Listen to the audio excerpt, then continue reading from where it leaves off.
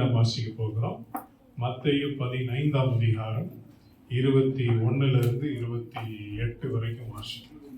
பின்பு இயேசு அவ்விடம் விட்டு புறப்பட்டு தீரு சீதோன் பட்டணங்களின் திசைகளுக்கு போனார். அப்பொழுது அந்த திசைகளில் குடியிருக்கிற கானானிய ஸ்திரீ ஒருத்தி அவரிடத்தில் வந்து, ஆண்டவரே, தாவீதின் குமாரனே, எனக்கு இரங்கும், என் மகள் பிசாசினால் கொடிய வேதனைப்படுகிறான் என்று சொல்லி கூப்பிட்டாள். அவளுக்கு பிரதியுத்தரமாக அவர் ஒரு வார்த்தையும் சொல்லவில்லை. அப்பொழுது அவருடைய சீஷர்கள் வந்து, இவர் நம்மை பின்தொடர்ந்து கூப்பிடுகிறாளே, இவளை அனுப்பிவிடும் என்று அவரை வேண்டிக் கொண்டார்கள். அதற்கு அவர், காணாமற் போன ஆடுகளாகிய இஸ்ரவேல் வீட்டாரிடத்திற்கு அனுப்பப்பட்டேனே அன்றி மற்றபடி அல்ல என்றார்.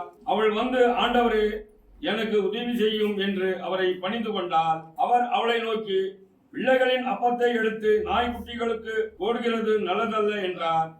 அதற்கு அவள், மெய்தான் ஆண்டவரே, ஆகிலும் நாய்க்குட்டிகள் தங்கள் எஜமான்களின் மேதையில் இருந்து விடும் துணிக்கைகளை தின்னுமே என்றார்.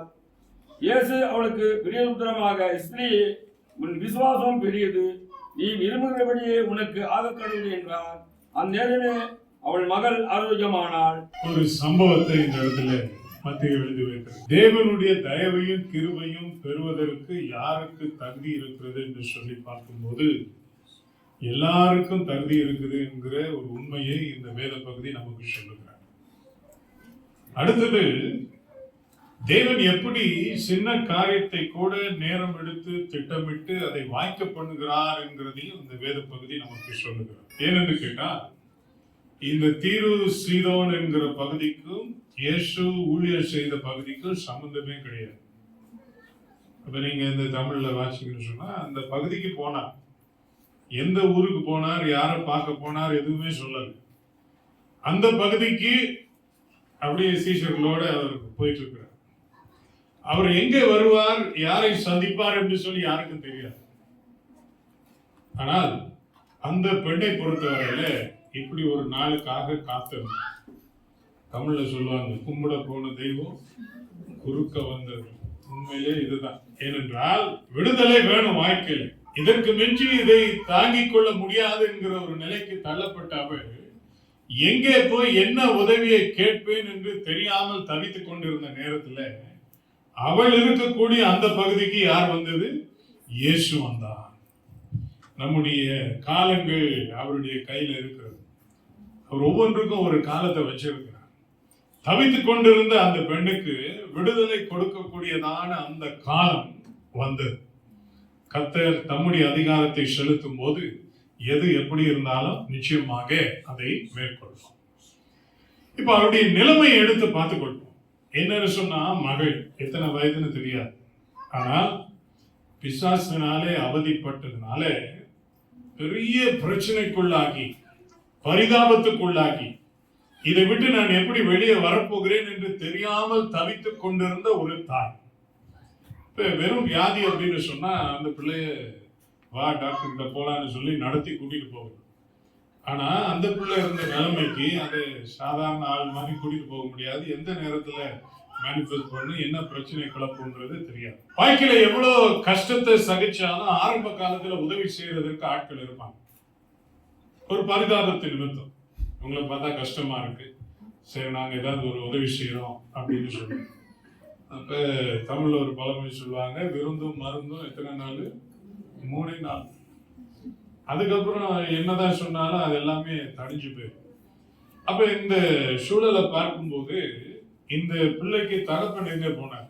இந்த பிள்ளைக்கு சோகம் இல்லைன்னு சொன்னா வேற ஒரு சூழல்ல பாக்குறோம். யவீரு தன்னுடைய மகளுக்காக அவன் தான் போய் கேட்கிறான். ஆனா இங்கே அப்பா இல்லை.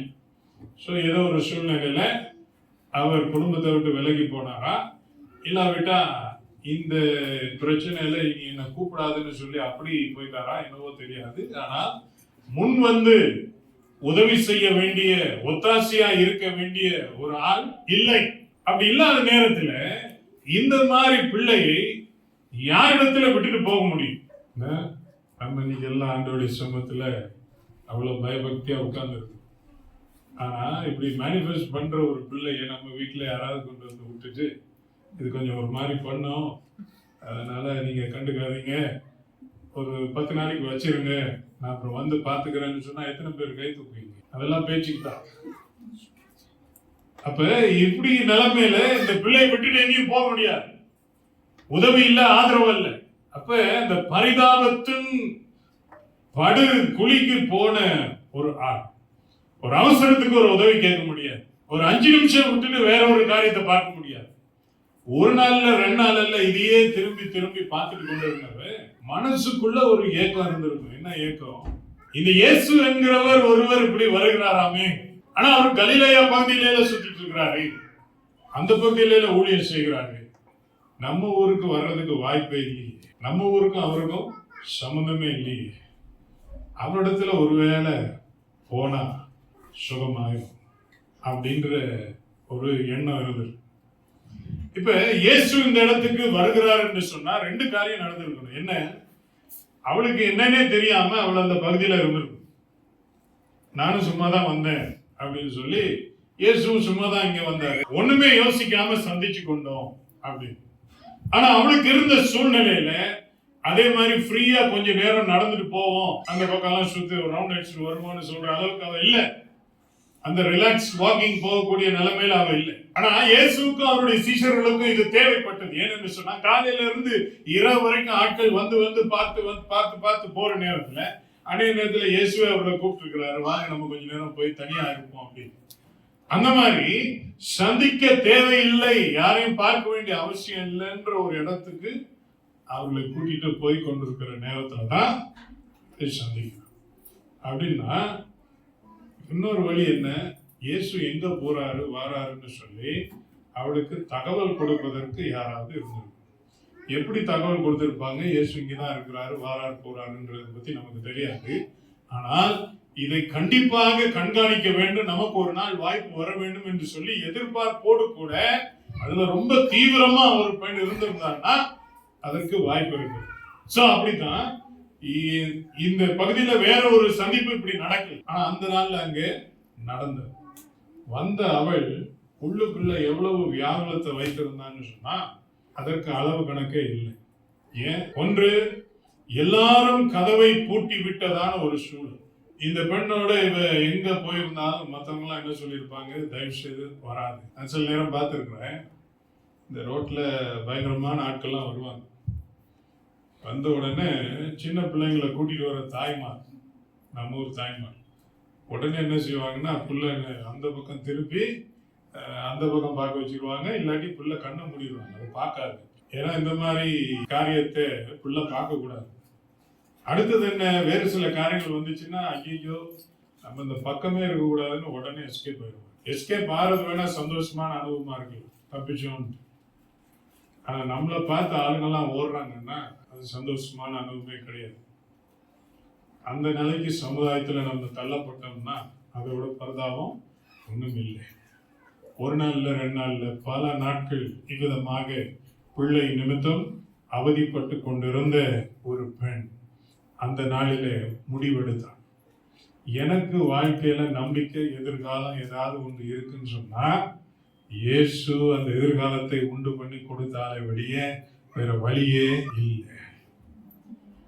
பாருங்க, இப்படிலாம் வரும்போது சிலர் வெறுப்படைஞ்சிருவாங்க. என்ன வெறுப்படைஞ்சிருவாங்க? எனக்கு இனிமேல் எதுலையுமே நம்பிக்கை. நானே நிறைய பேர் பேசி கேட்டோம், என்னுடைய கஷ்ட நேரத்துல நான் இவ்விதமா போனேன், அந்த ஜெப கூட்டங்கள்லாம் பங்கு பெற்று அவ்வளவு ஊக்கமா ஜெபிச்சேன், கத்தினேன், கதறினேன், கூப்பிட்டேன், எல்லாரும் எனக்காக ஜெபிக்க சொன்னேன், ஒண்ணுமே நடக்குது. அதனால எனக்கு எதுவுமே வேணாம்னு முடிவு பண்ணிட்டேன். அப்படி எதுவுமே வேணாம்னு முடிவு பண்ணிருக்கோம்னா இவ முடிவு பண்ணிருக்கலாம். ஏன்னா இவ்வளவு நாள் பிள்ளையோட அவதிப்பட்டு இருக்கிறோம், இனி நமக்கு என்ன எதிர்காலம் இருக்குது. அதுக்கும் மேல அவள் யூத பெண் அல்ல. அப்படின்னா ஆண்டவர் யாருன்னு சொல்லி கொடுக்கறதுக்கு அவளுக்கு ஆள் கிடையாது. அவளுக்காக பரிந்து பேசுறதற்கு இல்ல வேதத்தின்படி அன்பு காட்டுவதற்கு யாரும் கிடையாது. அப்ப இருக்கக்கூடிய சமுதாயம் ஏற்றுக்கொள்ளல. அதே சமயத்துல கர்த்தரை பற்றின நல்ல காரியங்களும் யாரும் சொல்லிக் கொடுக்கல, வழி நடத்துவதற்கு ஆள் இல்லை. இப்படி இருக்கிற நேரத்துல என்ன முடிவுக்கு வேணா எடுத்துருக்கு. இன்னைக்கு அந்த மாதிரி நிறைய முடிவு எடுத்துறாங்க. சில தாய்மார் பிள்ளைகளுடைய கஷ்டத்தை இதுக்கு மேல சகிக்க முடியலன்னு உடனே வாழ்க்கையை முடிச்சுக்கலான்னு தன்னுடைய வாழ்க்கையும் முடிச்சு பிள்ளையுடைய வாழ்க்கையை முடிக்கிறத செய்தித்தாள்ல படிக்கும். ஆனா அவள் அந்த முடிவு வரல. அவ முடிவு என்ன, இதுக்கு தீர்வு எங்க இருக்குன்னு தெரியும், அங்கே நான் போயே தீர்வு. அப்ப ஒருவேளை ஃப்ரெண்ட்ஸ் கிட்ட பேசியிருந்தா சொல்லியிருப்பாங்க, நீ அங்க போகாத, ஏற்கனவே யூதர்களுக்கும் நமக்கும் ஆகாது, நம்ம வேற ஆளுங்க, ஸோ நம்ம இங்க போன உடனே நம்ம வேற ஆளுங்கன்னு தெரியும், நம்ம மொழி வேற அவங்க மொழி வேற, நீ உன்னுடைய பிரச்சனையை போய் சொல்றேன்னு உனக்கு தெரிஞ்சதுல நீ எதுவும் பேசி அவங்க வேற ஏதாவது புரிஞ்சுக்கிட்டு இது நிலைமை இன்னும் மோசமாயிரும், போகாதுன்னு சொல்லியிருக்கலாம். ஆனா தான் வேறு இனத்தை சேர்ந்ததா இருந்தாலும் இல்ல இயேசுவை நான் பார்த்தே தீரணும் என்கிற முடிவோடு கூட இயேசுடத்துல வருது. இன்னைக்கு காலையில ஆண்டவர் நம்மிடத்துல எதிர்பார்க்கிறது நம்முடைய பரிதாபம் தேவனுக்கிட்டதான் இன்னும் நம்மை தள்ளணுமே தவிர தேவனை விட்டு தூரமா தள்ளிடும். சில நேரம் நாம படுகிற அவதியை அளவிட்டு பார்க்கும்போது எனக்கு இவ்வளவு கஷ்டம் தேவைதானா அப்படின்னு ஒரு முடிவுக்கு வந்துட்டு, ஆகவே எனக்கு இனிமேல் யாருமே தேவையில்லை என்று போனோம்னா நம்ம இன்னும் ஆழமா தான் போவோமே தவிர அந்த ஆழத்துல இருந்து வெளியில வர மாட்டோம். ஆனா அந்த ஆழத்துல இருந்து வெளியில வர வேண்டும் என்பதற்கு தான் தேவன் எல்லா சூழலையும் ஏற்படுத்தி கொண்டிருக்கிறார். அவருடைய நேரத்துல நிச்சயமாய் அதை செய்வார். அந்த நேரத்துல இயேசுவை வந்து பார்க்கும்போது இயேசுவேன்னு சொல்லியிருக்கலாம், இல்லாட்டி வேற என்ன சொல்லியிருக்கலாம், பார்த்து இந்த மாதிரி ரபி அப்படின்னு கூப்பிட்டுருக்கலாம். ஆனா அவள் சொல்லுகிற வார்த்தை யாரு சொல்லுகிறதுன்னா, இயேசுதான் மேசியா என்று விசுவாசிக்கிறவர்கள் மாத்திரம் சொல்லுகிற வார்த்தையை சொல்லுகிறார். நமக்கு பழக்கம் இல்லாத எதையாவது ஒண்ணு போய் சொல்லுங்க அப்படின்னு சொன்னா நமக்கு அந்த வாய் வராது. அப்ப தாவீதின் குமாரனே ஆண்டவரே அப்படின்னு கூப்பிடுகிற அந்த ஒரு நிலைமைக்கு வந்தான். ஆண்டவரே தாவீதின் குமாரனே எனக்கு இரங்கும். இப்ப வேதம் எல்லாத்தையும் படிச்சு வைத்த பின்புதான் கர்த்தர் நம்முடைய வாழ்க்கையில கிரியை செய்ய முடியும், இல்லாட்டி நம்ம இந்த டெஸ்ட்ல பாஸ் பண்ண முடியும் அப்படின்னா ஆண்டவர்கிட்ட வர்ற யாருமே பாஸ் பண்ண முடியாது. இன்னைக்கு ஆண்டவர் உங்களை பார்த்து நீங்க முழு வேதத்தையும் நல்லா படிச்சாதான் எனக்கு உனக்கும் பேச்சு, இல்லாட்டி என்கிட்ட பேசாத அப்படின்னு தள்ளி விட்டாங்கன்னா எங்களை நான் அவர்கிட்ட பக்கத்திலே போக முடியாது. அதுக்காக வேதத்தை படிக்கவே தேவையில்லைன்னு சொல்றது இல்லை, அது அடுத்த எக்ஸ்ட்ரீம். ஆனா அவளுக்கு தெரிந்தது அந்த அளவு சத்தியம் தான். என்ன சத்தியம்? இவர் எதிர்பார்க்கப்பட்ட மேசியா, நான் வேற ஆள், எனக்கு வேற எதுவும் பெருசா தெரியாது.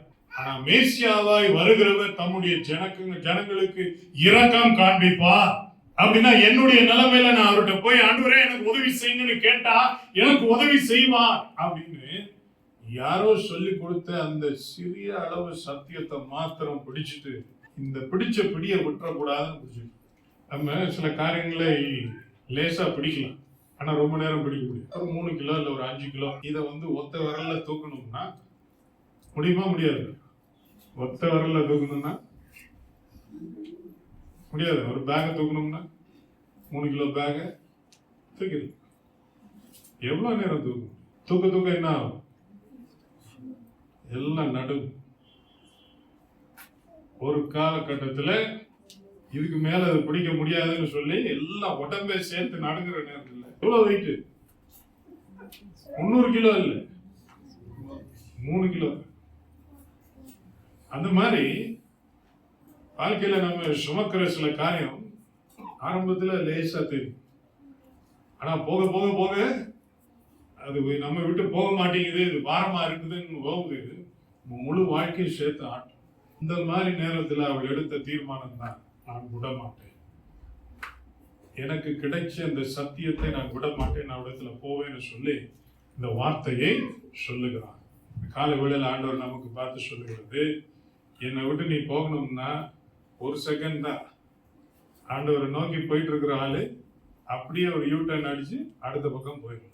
உலகத்துல ஒருத்தரும் ஏன்னு கேட்க மாட்டேன், இந்த சர்ச்சு ஜெபம் இதெல்லாம் சும்மாங்க, பேசாம என் வேலையை பாக்குறேன் அப்படின்னு நீங்க நாளைக்கு காலையில வேலைக்கு போங்க, உங்க வேலையை வேலை பாருங்க. யாராவது ஒருத்தர் கவலைப்படுவாங்க, துக்கப்படுவாங்களா?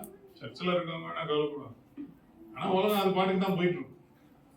ஆனா அந்த எந்த பாரம் பிடிச்சிட்டு இருக்குதோ அது போகாது.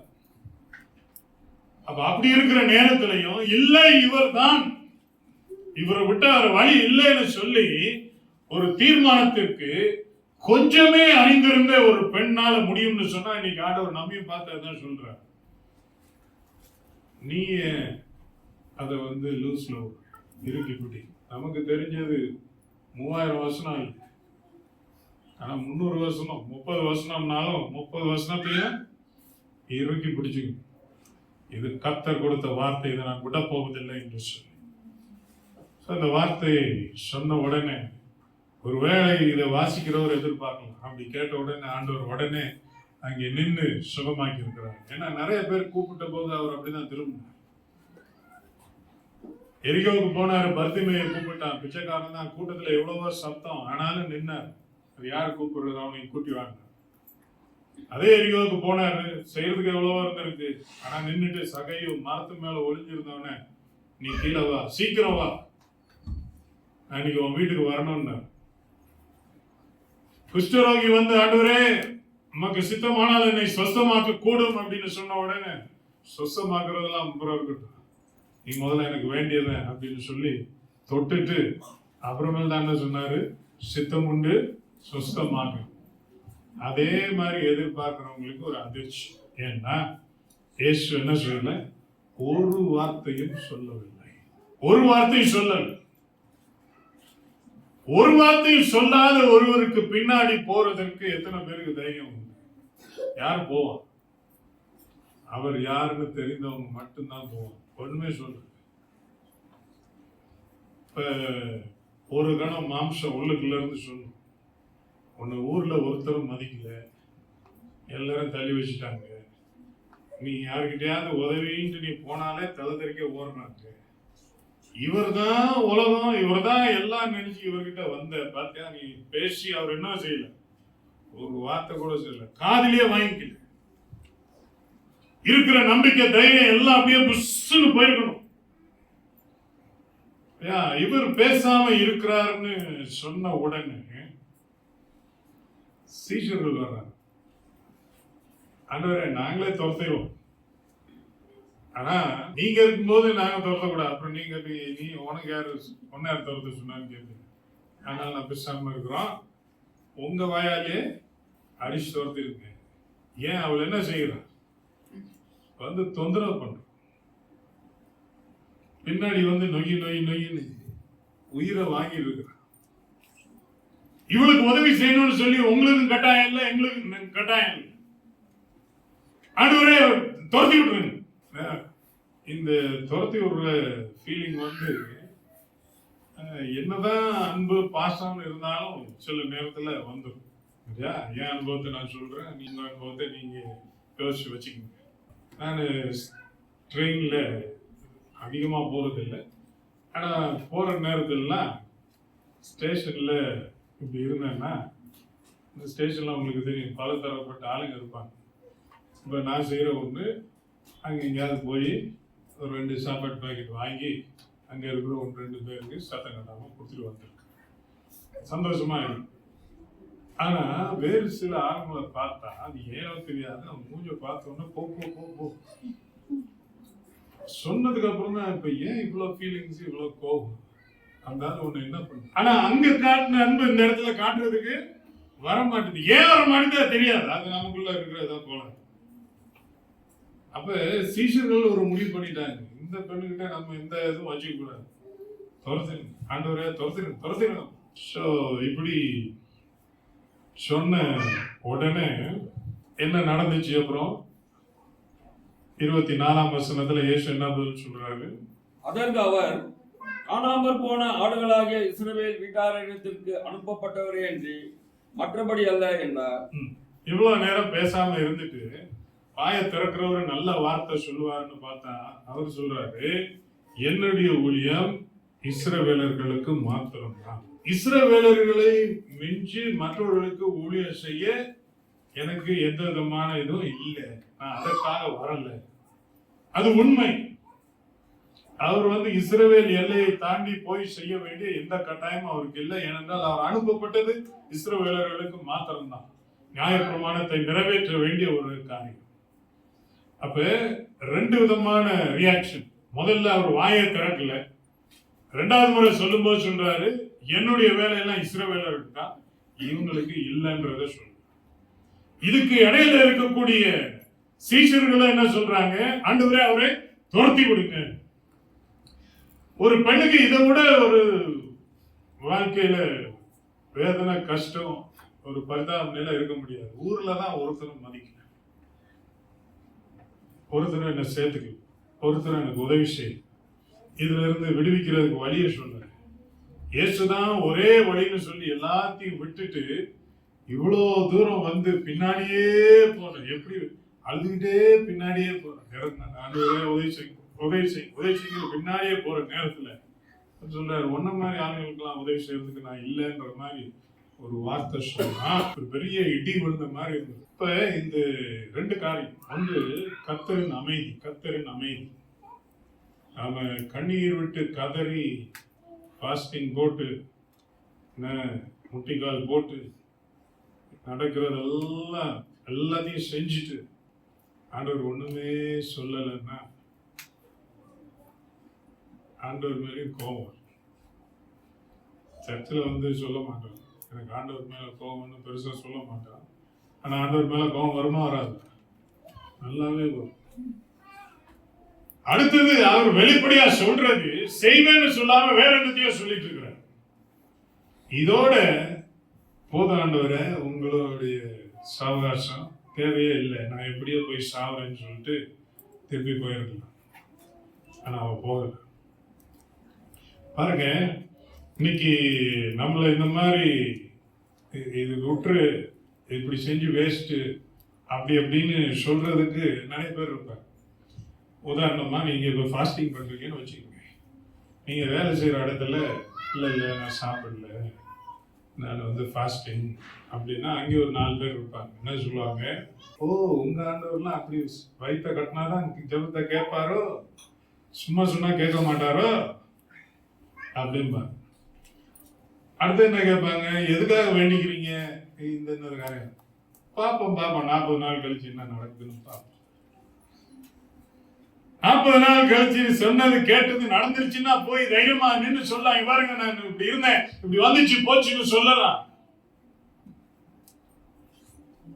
40 நாள் கழிச்சு ஒண்ணு நடக்காட்டி அவங்கள பார்த்தா இப்ப நம்ம ஓடும், ஐயோ இவங்கிட்ட போய் வாய் கொடுத்தா வம்பாயிரும் அப்படி. இப்ப அடுத்த முறை இன்னொரு தடவை ஃபாஸ்டிங் பண்றோம்னு அடுத்த வருஷம் திருப்பி இதே சொன்னா அதே ஆள் என்ன சொல்லுவார்? உனக்கு தேவையா? 40 நாள் முக்கிய என்னதை சாதிச்சு போவியா? பேசாம சும்மா உபவாசம் அது இதுன்னு சொல்லி வெட்டியா பேசிட்டு அந்த மாதிரி நிலையில தான் இருந்தான். இயேசுன்னு வந்துட்டு இயேசு விதமா பேசுறாங்க. இன்னைக்கு நான் சொல்லுகிறேன், பதில் வராத ஜபத்தோட நிறைய பேர் உட்கார்ந்து ஆபீஸ்ல ஒரு ஃபைல் வருதுன்னா கையெழுத்து போட்டு ஓகே இல்லை என்ன செய்யணும் எல்லாம் சொல்லிட்டு அந்த ஃபைலை பாஸ் பண்ணிருக்கோம். வர்ற ஃபைல் எல்லாம் அப்படியே உட்கார்ந்து இருக்குன்னா அந்த டேபிள் எப்படி இருக்கும்? ஒவ்வொருத்தரும் ஒவ்வொரு மாதிரி. இப்போ எனக்கெல்லாம் என் டேபிளுக்கு ஒரு ஃபைல் வந்தா முதல்ல அந்த ஃபைல் அங்கிருந்து போயிடும். டேபிள்ல சாயங்காலம் எழுப்பி வரும்போது ஒண்ணுமே இருக்கக்கூடாது. ஆனா இப்ப இந்த ஜெப ஆண்டவரத்துல வைக்கிற விண்ணப்பம்லாம் ஒரு ஃபைல் அப்படின்னா ஆண்டவர் கையெழுத்து போடாம அந்த ஃபைல் ஒன்னா நம்ம கையிலேயே இருக்குன்னா இப்படி ஒவ்வொரு ஃபைலா கூடிட்டு இன்னைக்கு கற்பனை அப்படி நிறைய ஃபைலை கையில வச்சுட்டு உட்கார்ந்து இருக்கிற மாதிரி யோசிச்சு பாருங்க. மடியில ஏகப்பட்ட ஃபைல் இருக்கு. இதெல்லாம் என்ன ஃபைல்? ஆண்டவர்கிட்ட போட்ட பெட்டிஷன். என்னாச்சு? இன்னும் வரல. சரி, இப்ப என்ன செய்ய போற? இன்னொரு பெட்டிஷன் போட போற. ஆமா, இருக்கிறதுக்கே வழி இல்லை, நீ திருப்பி இன்னொரு பெட்டிஷன் மேல போற. போவியா?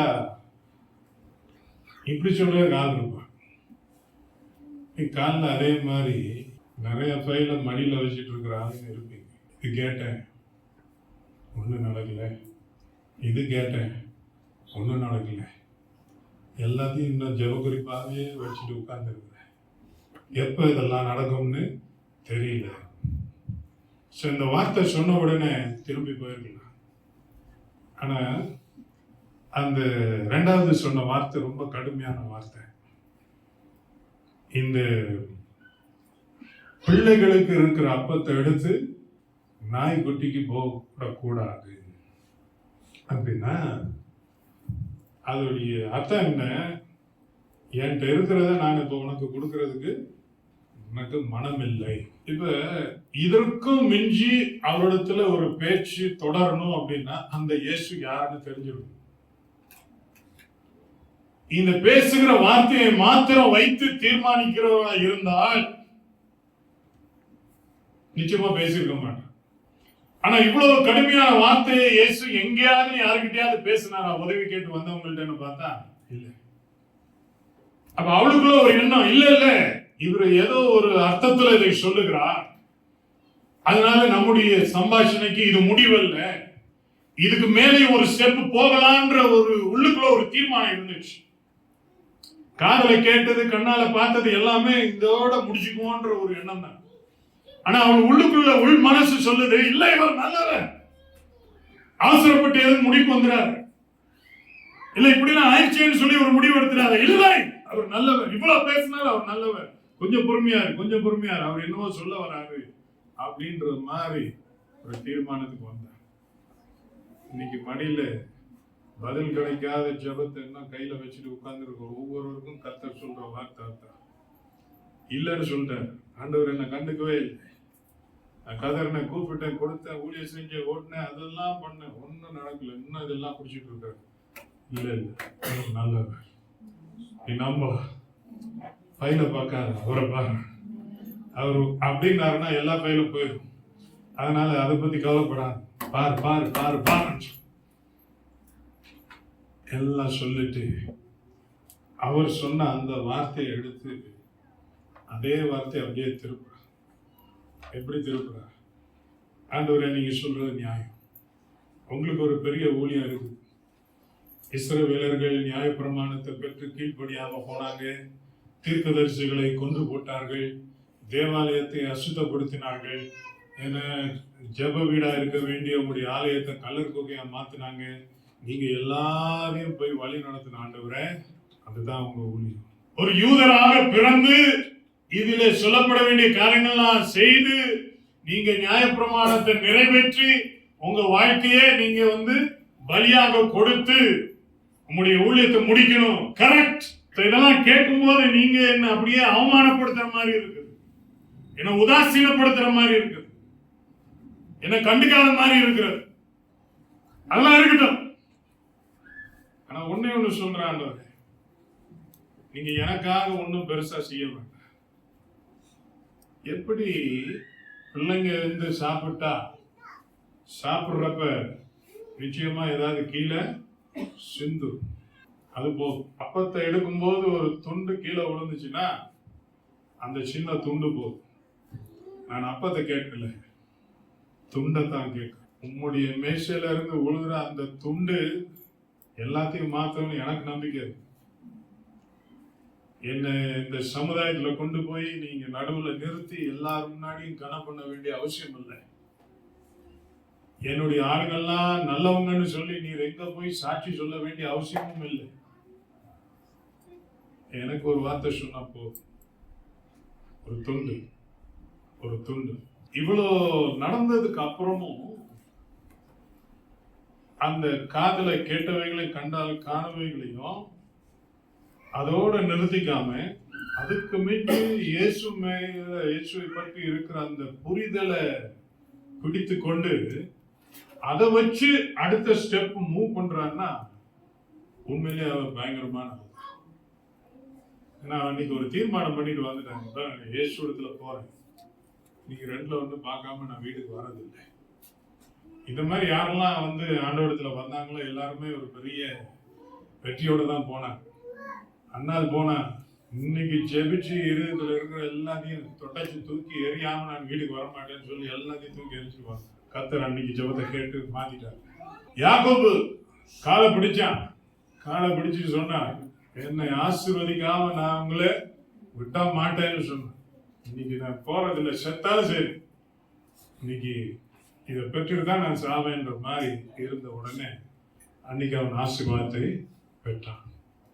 அது மாதிரி வீட்டுக்கு விருந்தாளி வந்துட்டாங்க நடுராத்திரியில் அப்படின்னு சொல்லி வீட்டுக்காரன் பக்கத்து வீட்டில் இருக்கிற தன்னுடைய பக்கத்து வீட்டுக்காரன்ட்ட போய் கேட்கிறான், அந்த மாதிரி எதிர்பாராம ஆட்கள் வந்துட்டாங்க, என்கிட்ட வீட்டில் சாப்பாடு ஒன்றும் இல்லை, அதனால உன்கிட்ட இருக்கிறத கொடு அப்படின்னு. இப்போ உள்ளுக்கு இருக்கிற என்ன சொல்றான், பிள்ளைங்களாம் தூங்கிட்டாங்க, தயவு செய்து தொந்தரவு பண்ணாத, ஆளை விடு. அவன் சொல்றான், இல்லை இல்லை உன்னை விட்டு எனக்கு ஆள் கிடையாது, நீ கொடு. அந்த மாதிரி கேட்டு அவன் பெற்றுக்கொண்டான். ஏசு இன்னொரு கதையும் சொன்னார். அநீதியான நியாயாதிபதி ஒரு பெண் வந்து உதவி கேட்கிற நேரத்துல அவன் கடைசியில நான் கெட்டவேன்னு தெரிஞ்சு என்கிட்ட வந்து உதவி கேட்கிறியேன்னு சொன்னா அவன் எதுக்காக உதவி செய்தான்னா, இப்படி விடாம வந்து கேட்டுக்கிட்டே இருக்கேன், அதனால செய்துப்போம் அப்படின்னு செய்தான். அதனால எவ்வளோ பரிதாபமான நிலைக்கு தள்ளப்பட்டாலும் இயேசு தொடுகிற தூரத்துல தான் இருக்கிறார்ன்றதை எல்லாரும் தெளிவா புரிஞ்சுக்கணும். எங்கேயும் போல அங்கதான் இருக்கிறார், அவரை தொட முடியும். இப்ப அவரை தொடாம நம்ம போகணும்னு சொன்னா நாம திரும்பினா தானே தவிர அவர் எங்கேயும் போகணும், தொடுற தூரத்தில் தான் இருக்கிறார். இன்னைக்கு என் நிலைமை பரிதாபம், நான் பாரத்தை சுமந்துக்கிட்டு இருக்கிறேன், என்கிட்ட இருக்கிறத வெளியில சொல்ல முடியல, நான் யாருக்கிட்டையும் உதவி கேட்க முடியல, நான் யாருக்கெல்லாம் உதவி கேட்டாங்களோ எல்லாரும் முடியாதுன்னு சொல்லிட்டாங்க. இப்ப இதுக்கு மிஞ்சி எனக்கு வழியே இல்லைன்னு சொல்லி கொண்டிருக்கிறவங்க ஒவ்வொருவருக்கும் வேதம் சொல்லுகிற ஒரு உண்மை என்ன, அவர் இன்னும் தொடுகிற தூரத்தில் தான் இருக்கிறார். இயேசு சொன்ன வார்த்தை அப்படியே எடுத்து அழகா திருப்பி அவருக்கே போட்டது 1-2 பேர் தான். அதுல அந்த பெண் உங்களுக்கே தெரியும், சில நேரத்துல நம்ம பேசுகிறதுலையும் சிந்திக்கிறதுலையும் அந்த தெளிவு வரணும். பெண்கள் எல்லாருக்குமே தெரிஞ்ச மாதிரி பொதுவாக உணர்ச்சி வசப்படக்கூடிய ஆட்கள். இந்த நேரத்தில் அவர் உணர்ச்சி வசப்பட்டு ஐயோ என் நிலைமை இப்படி ஆயிடுச்சே அப்படின்னு சொல்லி தெளிவா பேசுற பெண்கள் எப்படி உணர்ச்சி வசப்படுறதுலயும் அவங்க தான் ஆளுங்களோ, பயங்கர நெருக்க நேரத்துல தெளிவா சிந்திக்கிறதும் அவங்க. ஒரு நல்ல எடுத்துக்காட்டு, தெளிவா சிந்திக்கிறோம். இதை சொன்னதுதான் எல்லாம் மாறிடுச்சு. நான் கற்பனை பண்ணி பார்க்கிறேன் அந்த அனுபவம் எப்படி இருந்திருக்கும். இவ்வளவுதான் நடந்து சீஷர்களும் அப்படியே பார்த்துக்கிட்டே இருக்கிறாங்க, என்ன இது கதையை ஒரு மாதிரி போகுது, அவளும் விடுற மாதிரி இல்லை இவரும் விடுற மாதிரி இல்லை, என்ன நடக்க போகிறது என்று சொல்லி இருக்கும் போது இயேசு இவ்வளவுதானே போ சரி அப்படின்னு சொல்லியிருக்கு. இல்லை, 28ஆம் வருஷம் இயேசு அவளுக்கு பிரதியுத்தரமாக, ஸ்திரீயே உன் விசுவாசம் பெரியது. அம்மா செய்யறதெல்லாம் அப்புறம் பார்த்து, முதல்ல உனக்கு நான் ஒன்று சொல்லுவேன், நீ சாதாரண ஆளு, நீ சாதாரண ஆளு, உனக்கு இருக்கிற விசுவாசம் சாதாரண விசுவாசம். இந்த பேச்சை நான் வேற இடத்துல பேசியிருந்தேன்னா போயிருப்பாங்க. இயேசு பேச்சை கேட்டு போன ஆட்களும் இருக்கிறாங்க. ஒரு இளம் ஐஸ்வர்யவான் வந்து நான் என்ன செய்யணும்னு கேட்கும்போது, நீ உன்னோட இதுல இருக்கிற எல்லாத்தையும் வித்து தரித்திரருக்கு கொடு அப்படின்னு உடனே அவன் எப்படி போனான், சந்தோஷமா போனான், துக்கத்தோட தலையை தொங்க விட்டு போயிட்டான். இவர்கிட்ட வேலைக்கு ஆகாது. ஆனா இவ்வளோ நடந்ததுக்கு அப்புறம் உறுதியா நின்ன உடனே இயேசு அவளை பார்க்கிறார், இந்த அம்மா சாதாரண ஆள் இல்லைன்னு சொல்லி விசுவாசம் பெருசு. இது நிறைய யூதர்களை பார்த்து சொல்லல, சொந்த ஜனங்களை பார்த்து சொல்லல, வேதத்தை அறிந்தவர்களை பார்த்து சொல்லல, வேத வழியிலே நடத்தப்பட்டவங்களை பார்த்து சொல்லல. ஆனா வேதத்தை லேசாக அறிந்திருந்த, இயேசுவை பற்றி லேசாக அறிந்திருந்த ஒரு பெண்ணை பார்த்து இயேசு சொல்லுகிறார், உன் விசுவாசம் பெரிது. இவ்வளவு விடப்படியா இது நடந்தே தீரும்னு சொல்லி வருகிற ஒரு ஆளை நான் பார்த்தது. சொல்லிட்டு அதுக்கப்புறம் சொல்றேன், நீ விரும்புறபடி உனக்கு என்ன வேணும், மகளுக்கு சுகம் தானே வேணும், நீ விரும்புறபடி உனக்கு ஆகட்டும். இந்த காரியம் அவளுக்கு விசுவாசத்தை சொல்லிக் கொடுப்பதற்காக இயேசு இதை செய்தாரா, இல்ல கூட இருந்த சீஷர்களுக்கு விசுவாசத்தை பற்றி சொல்லிக் கொடுக்கிறது செய்தாரான்றது ஒரு பெரிய விவாதம். ஆனா நடந்த எல்லாத்தையும் அவங்க பார்த்துக்கிட்டு இருந்தாங்க. இது அவங்களுக்கு நிச்சயமா ஒரு பெரிய பாடம். என்னதான் நடந்தாலும் நம்ம ஆண்டவருக்காக உறுதியா நிக்கணும்னு சொல்லி பிற்காலத்தில் அவர்களும் மற்றவர்களை உற்சாகப்படுத்துவதற்கு பிரயோஜனமாக இருந்தார். கர்த்தர் இந்த கால வேளையில நமக்கு பார்த்து சொல்லுகிறது, இது உனக்கு வேணும். அவமானத்தை கண்டு பயப்படாது. சில நேரத்தில் சபையிலேயே இப்படிப்பட்ட சூழ்நிலை வந்தா கூட பயப்படாது. நடந்ததெல்லாம் பேச்சு. அங்கே ஒரு மேஜை கிடையாது, அங்கே பிள்ளைங்க கிடையாது, அங்கே அப்பம் கிடையாது, அங்கே நாய் கிடையாது. வெறும் பேச்சு தான். ஆனா அந்த பேச்சிலே அவருடைய விசுவாசம் வெளிப்பட்டது. அந்த நேரம் உண்மையா இந்த மாதிரி ஒரு காரியத்தை எழுதும் போது ஆசிரியர் வேறு சில காரியங்களை குறிப்பிட்டிருக்கணும். என்ன குறிப்பிட்டிருக்கணும்? அவளுடைய ரியாக்ஷனை குறிப்பிட்டிருக்கணும். என்ன ரியாக்ஷனை குறிப்பிட்டிருக்கணும்? இப்படி சொன்ன உடனே அவளை என்ன செஞ்சான்? குதிச்சான், துதிச்சான், ஏதாவது போட்டிருக்கணும். என்ன போட்டிருக்கு? ஒண்ணுமே போடல. ஆனா அடுத்த வசனம் என்ன போட்டிருக்கு?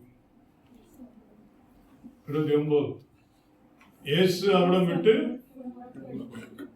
ஜீசஸ் டிபார்ட்டட், கிளம்பி போயிட்டாரு. சும்மா இப்படி போனாரு, ஒரு ஆளை பார்த்தாரு, அங்க இருந்து கிளம்பி போயிட்டாரு. இது எல்லாத்தையும் வச்சு பார்க்கும்போது அன்னைக்கு போனதே இப்ப யாருக்காக? அவளுக்காக. தனியா போகல, முழு படையும் சேர்த்து கூட்டிட்டு போன செஞ்சார்.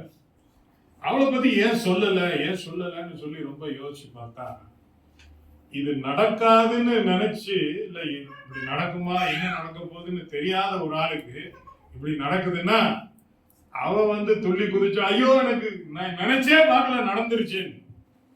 ஆனா அன்னைக்கு அவளை கேட்டா என்ன சொல்லியிருப்பா? இதுதான் அவர் எனக்கு சொல்லுவாருன்னு எனக்கு தெரியும். இந்த வார்த்தையை அவருடைய வாயிலிருந்து கேட்கும்படியாகத்தான் நான் போனேன். அதை என்ன நெட்ல பேசினாரு. எனக்கு அதிர்ச்சியும் இல்லை, ஆச்சரியமும் இல்லை. இது நான் எதிர்பார்த்த ஒன்று, இது விசுவாசித்த ஒன்று. அவர் அதே வார்த்தை சொல்லி என் விசுவாசத்தின்படி எனக்கு கட்டளையிட்டார். பேர் தெரியாது, அவர் ரியாக்ஷன் தெரியாது. ஆனா அவர் செஞ்ச காரியம் மாத்திரம் அன்னைக்கு யாரும் பார்க்காத ஒரு இடத்துல நடந்து அப்படியே காத்தோட காத்தா போனது. இன்னைக்கு வரைக்கும் பேசப்படுகிறது. பேர் தெரியாது. இயேசு செய்ததுக்கு காரணம் என்ன? இதே போல எந்த பரிதாபத்தில் இருக்கிற எவரும் ஆண்டவருடைய தொடுதலை பெறுவதற்கு அவங்க தகுதியற்றவர்கள் என்று சொல்ல முடியாது. எல்லாருக்கும் தகுதி உண்டு. அவருடைய இரக்கத்திற்கு நீங்கள் எல்லாரும் பாத்திரவாங்க. ஒண்ணு தடுத்து நிறுத்த முடியாது. ஆகவே இன்னைக்கு சோர்ந்து போகிற ஒரு நிலைமை வந்துச்சுன்னா அவங்களை பார்த்து நீங்க சொல்ல வேண்டியது, இன்னும் கொஞ்சம் நில்லு, அவசரப்படாத, விட்டுறாத, நிப்பாட்டிடாத, செபி, இன்னும் நல்ல ஆண்டவரை கிட்ட போ, உன்னை விட்டு போக மாட்டார், செய்வார். அந்த நம்பிக்கையோட போறதுக்கு ஆண்டவர் ஒவ்வொருவருக்கும் உதவி செய்வார். அதனால நான் சொன்ன மாதிரி உங்க மடியில இன்னும் பதில் பெறாத எத்தனை ஜபங்கள் இருக்கலாம். ஒரே ஒரு வார்த்தை தான். நான் சொன்ன மாதிரி எப்படி அந்த தண்ணி விழுதோ அதே மாதிரி ஆசீர்வாதம் விழுகும் போது ஒரே ஷாட்ல எல்லாமே மாறி. அவன் இன்னைக்கு ஊருக்கு போகும்போது வீட்டுல என்ன நடந்திருக்கும்? வெளில அம்மா எங்க போயிருந்தீங்க? நல்லா ஆயிட்டேன்னு சொல்லியிருப்பான். பக்கத்துல இருக்கவங்க எல்லாம் கேட்டிருப்பாங்க, என்ன நடந்துச்சு, நீ எங்க போன, பிள்ளைக்கு என்ன ஆச்சு? இயேசு கிட்ட போன. அவர் என்ன செஞ்சார்? அப்படியே ஆகட்டும். வேற ஒண்ணும் நடக்கலையா? வேற ஒண்ணும் நடக்கல. அவர் சொன்னாரு, இங்க எல்லாம் நடந்துருச்சு. உங்களுக்கும் சொல்லுவார். நீங்க கேட்கிற அந்த காரியத்துக்கும் நிச்சயம் சொல்லுவார். எல்லாமா கர்த்தர் விதமாக உங்களுக்கு செய்யட்டும். நீங்க எதோட போராடி கொண்டு தவித்து கொண்டு இருக்கிறீங்களோ எனக்கு தெரியாது. ஆனால் எல்லா போராட்டமும் தவிப்பும் ஒரு நாள்ல முடிவுக்கு வரும். இமை பொழுதுல சட்டென்று கர்த்தர் இந்த நாள்ல உங்களுக்கு செய்வார்.